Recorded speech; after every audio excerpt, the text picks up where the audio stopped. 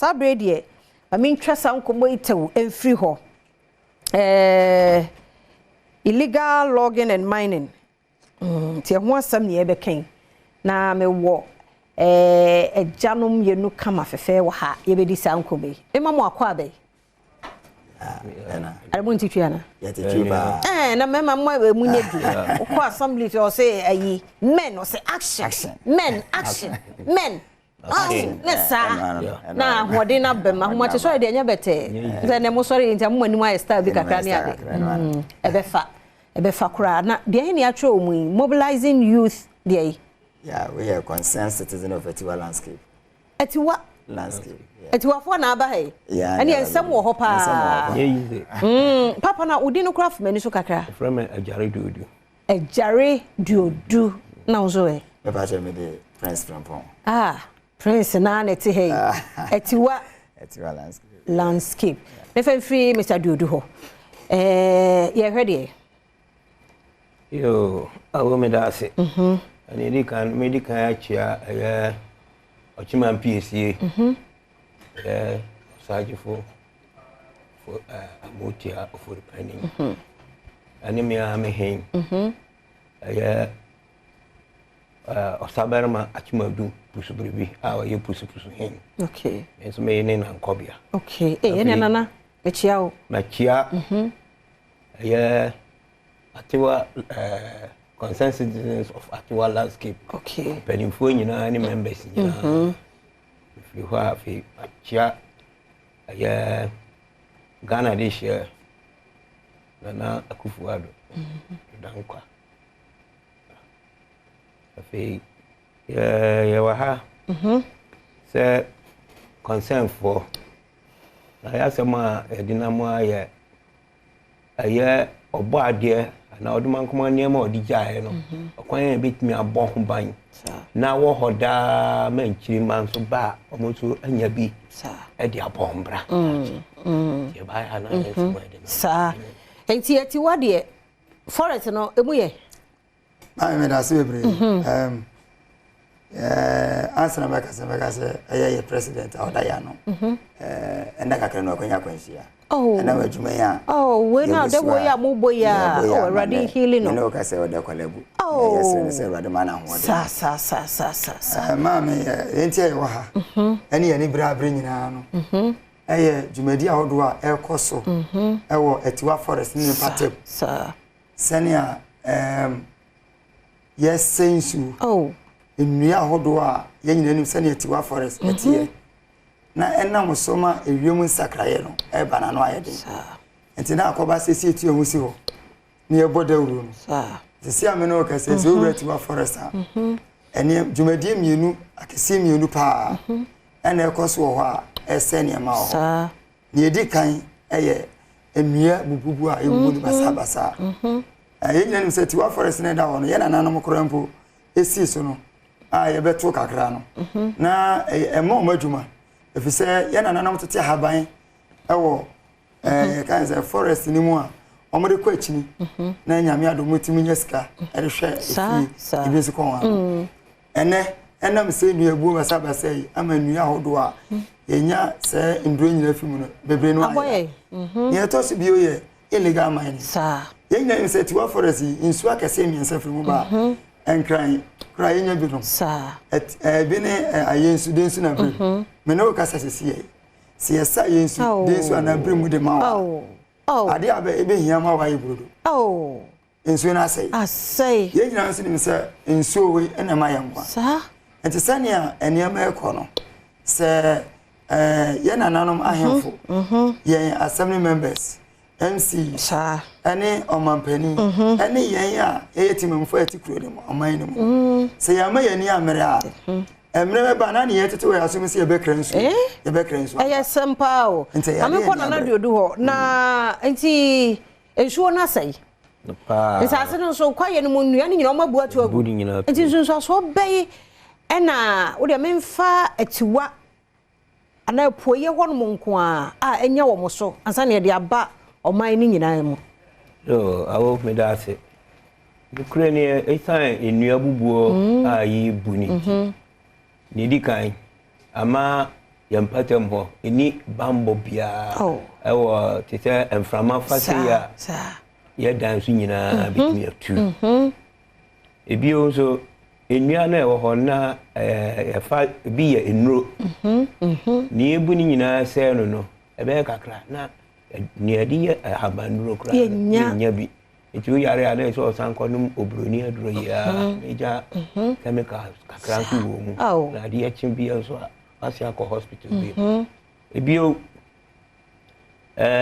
ni awo enua bi ema enfefranto ene numa horo eye unique and eye endemic ewo Atiwa num esansi abuni nyina nti se mo ani nyina so ayira yentimi enkyere ye mada chi se abua we ye friend ba we su ni friend enti si anyai enuanu basabasa no bua bedroom bi no bibia wo kwaye no bia ebeyira asakora wi enti se kroma maka mo ho abomu ede na mo ya perform ye free DC ye free we no ede an ya so anso kroma fo ye ede abo ne aka no ho ban me da se bebre ofa concerned citizen of Atiwa Landscape ye education bebre ye wa about 48 communities I try Atiwa forest in Hosia ye mobilize won ye church won tumedi ahodo a ese forest ye ba pa kasa no kan bibi na me pese me kai betu aso sesi ame no kase anka wokọ kibini ne mpatemu ana chebini ne mpatemu anka metimi akase na wotwe bi enso antokra anka miensa na de me won wa fe mu ni se bosume maako yenu ni akire enso ntoda she koko ene ya tu koko mu ko 3000 ye ni ajepa ba yete kwasi ba kwa mbisa me se asase na kasa we na koko na kasa aba na ye koko enye sa faso we Ghana me no kasa yesi kwasi ba kwa se yan se ye hwese a tam ese nso to tam ese nso to na wie bo den etre se e de yare ahodo e na ebre nipa enti se wo hwese ne a eniema edidi koya e de bia me kasa ye bankransi na me kasa bia enkranfo no me kasa mu hu galamse no ba ye nso no mo no mo refi se ye treat nsuo ni said the chemical content ye ntimu treat eno ni ade ba ko enti wo hwa cancer edoso liver disorder kidney failure se wo hwe yare ahodo eba we nyina ye nema ye hu ise nsuo so na ma kura na ye me yama wo ene se wo hwa teteno de wum so obait me wo a otimi wo ba sabi bibia wo ho ya na akola no yare ono ho de ba na nye dodo to sese ne ne hu akora be wo na ne ni ho na ni nyina akọ akora ya wo fofo na ni afira yes chemical no a mercury na ye use yade a enti ni padem e serious o anu nti ma me sa obi sa na ne ya ye de eguso aye ne se ye bode wuru yesre se baby a galamsey ni chire se illegal mining anu aye den the rate at which ye time you saw a chainsaw machine e du nyina egunu anu aye den emre na so yesre na ye bompa na was me twato ebio so esan galamsey nti school for enkwale esen ko mo classroom no suade no omaja ko ya galamsey ebio amampri wanyi sen so amane so ese so want me amo oyira ko homa obeja galamsey for no shombotum anu odi yo na nyame nka mo hona mo nkoso anye campaign no me sure say kromafo nso mutie na mo kwa mo fa videos e ma won nanan mo nyina nanan so na timu and I think say they were mastered on so bia ye bisa woni kromo a ankanya si abedu ha yo because any evidence no wo hu say nsuo ne de aye ni wa ye te ha nsuo timi to de bia say nsuo nto because of what twenu na gu a so ono so wo hu bi nti mo nkoso ana monye ye bom pa say nkomo e bekokoko so bebre na Ewrade behu ye mobo na adwen sakraba tie na de emfam nsi ha ye da mosepa na mo namba bia mpesa mo de to hana muni mamu nkan mo namba bia e bi obi pese support mo education no ni ade zero me de me number be ma me am organizing secretary nana 0243 67 51 61 Says Subiana 0243 51 61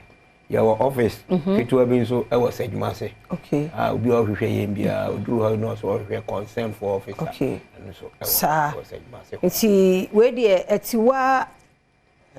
consent citizens of Atiwa Landscape